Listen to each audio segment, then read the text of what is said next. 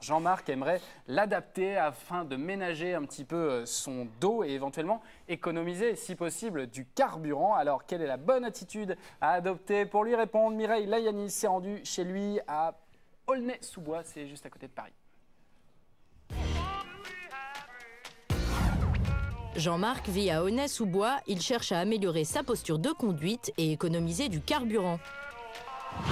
Jean-Marc travaille à son compte, il parcourt 25 000 km par an, passe en moyenne 3 à 4 heures par jour sur les routes et dépense 2 500 € de carburant chaque année. Le but, ça serait vraiment de réduire ce budget de carburant. Si je pouvais le réduire de déjà 8-10%, ça serait déjà énorme.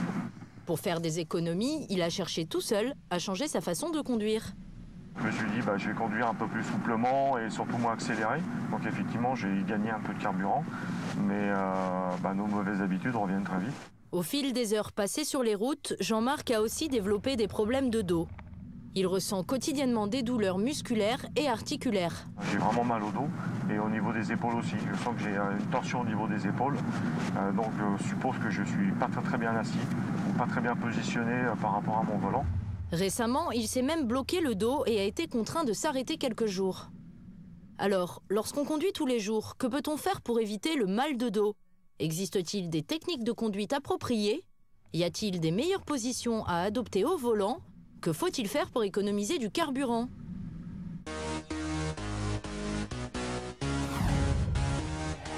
Christophe Sirpuccia, directeur de La Route pour tous, vient guider Jean-Marc. Alors on va d'abord commencer par s'intéresser à l'appui-tête. L'appui-tête, au minimum, il doit arriver aux 3/4 de la tête et idéalement à hauteur égale que le sommet du crâne. Pour éviter le mal de dos, il est donc recommandé d'incliner son dossier. Les omoplates doivent se trouver au-dessus des os du bassin et surtout ne jamais quitter le dossier. Ne pas oublier aussi de bien placer ses mains. Et laisser la main sur le lever de vitesse, c'est générer des traumatismes, donc des troubles musculo-squelettiques au niveau des articulations du poignet. Il faut donc bien garder les deux mains posées sur le volant à 9h15. Il faut savoir qu'en cas de décélération, donc en cas de coup de frein, si on aborde un petit peu trop vite un plateau ralentisseur ou autre, si on se fait surprendre, le volant tourne toujours du côté tenu par la main, toujours. Pour réduire sa consommation, il faut pratiquer ce que l'on appelle la coupure d'injection, c'est-à-dire relâcher la pédale d'accélérateur et profiter de l'inertie du véhicule en mouvement. Le prochain ralentisseur, nous allons l'anticiper, d'accord?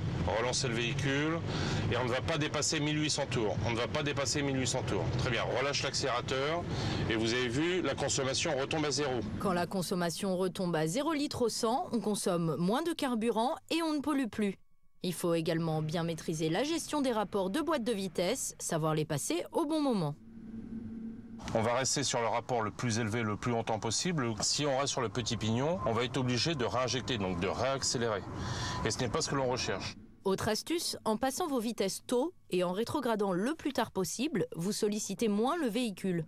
On peut réduire la consommation d'environ, par rapport à votre conduite initiale, d'environ 25%. Moins de freinage, moins d'à-coups et moins d'accélération, cette nouvelle façon de conduire peut aussi réduire les problèmes de dos. En conduite classique, on subit en moyenne 128 vibrations par kilomètre. Sur un trajet de 250 km, cela correspond à 32 000 vibrations. Si on lui rajoute en plus l'accélération, la décélération, plus les forces sur les côtés, ça fait beaucoup pour une seule colonne vertébrale. On va optimiser le confort de conduite de sorte à ce que l'assiette du véhicule reste toujours parallèle à la chaussée. En conduisant ainsi, vous faites non seulement des économies de carburant, mais vous profitez aussi d'un gain de temps conséquent sur votre trajet.